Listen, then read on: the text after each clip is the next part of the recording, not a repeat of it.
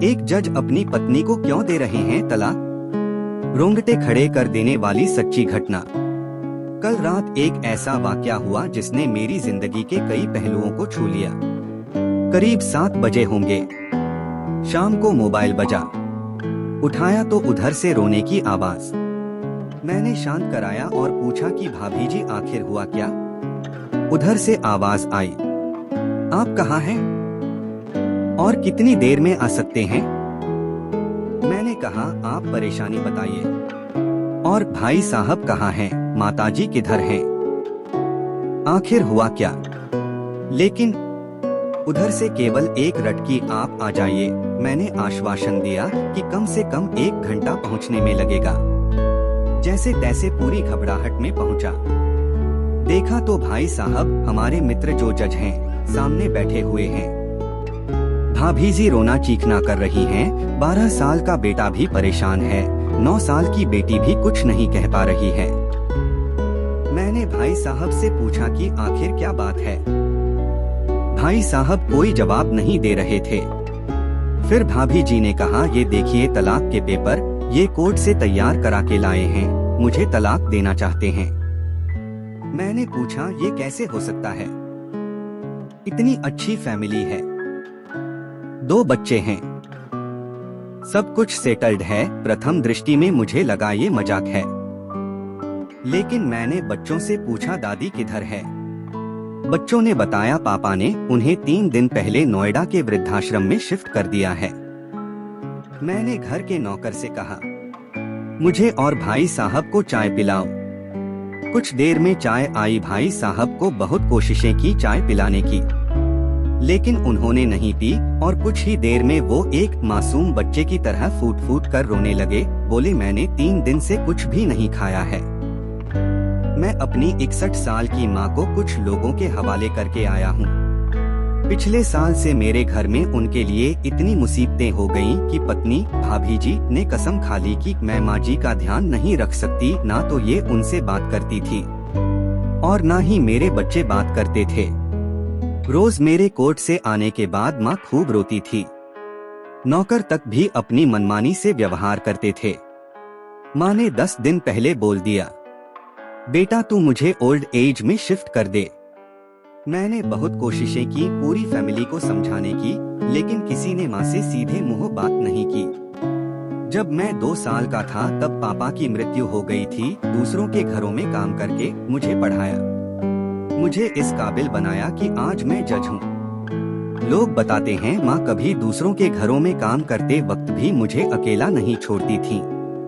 उस माँ को मैं ओल्ड एज में शिफ्ट करके आया हूँ। पिछले 3 दिनों से मैं अपनी माँ के एक एक दुहक को याद करके तड़प रहा हूँ, जो उसने केवल मेरे लिए उठाए। मुझे आज भी याद है जब मैं 10th की परीक्षा में अपीयर होने वाला था। माँ मेरे साथ रात रात भर बैठी रहती। एक बार माँ को बहुत फीवर हुआ। मैं तभी स्कूल से आया था।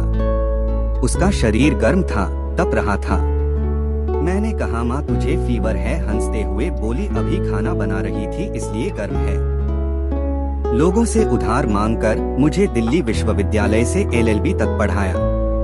मुझे ट्यूशन तक नहीं पढ़ाने देती थी कि कहीं मेरा टाइम खराब ना हो जाए।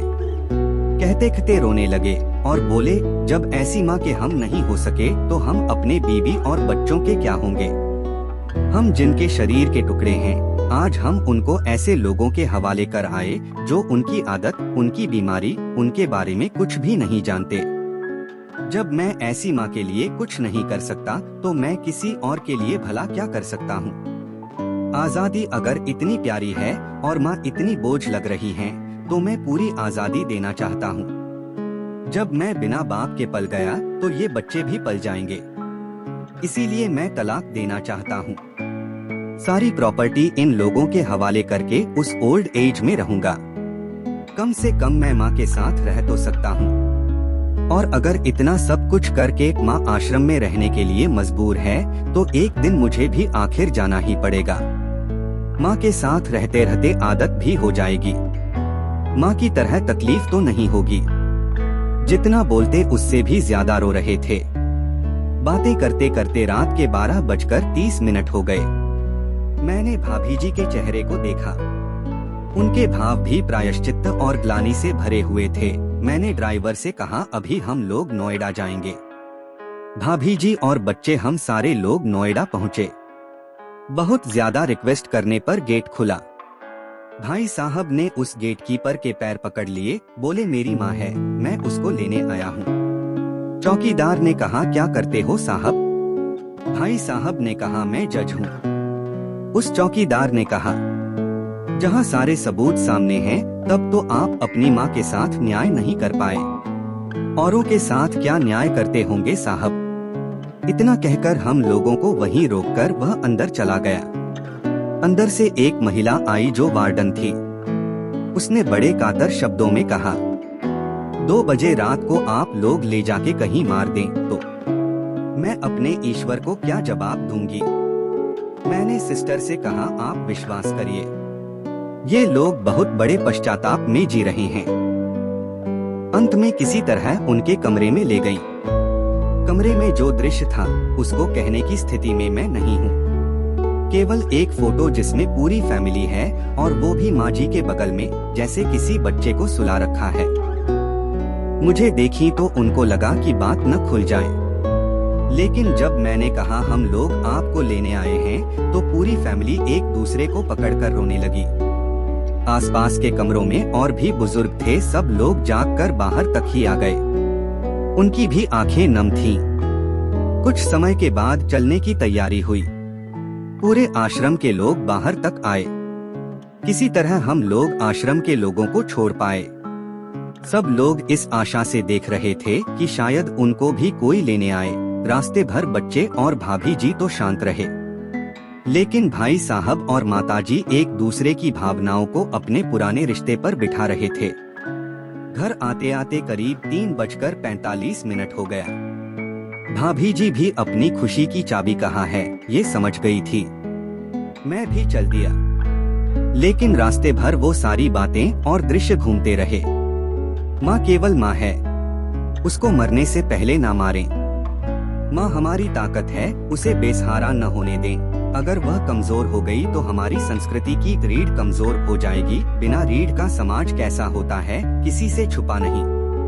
अगर आपकी परिचित परिवार में ऐसी कोई समस्या हो तो उसको ये जरूर पढ़ाएं, बात को प्रभावी ढंग से समझाएं। कुछ भी करें, लेकिन हमारी जननी को बेसहारा बेघर न होने दें।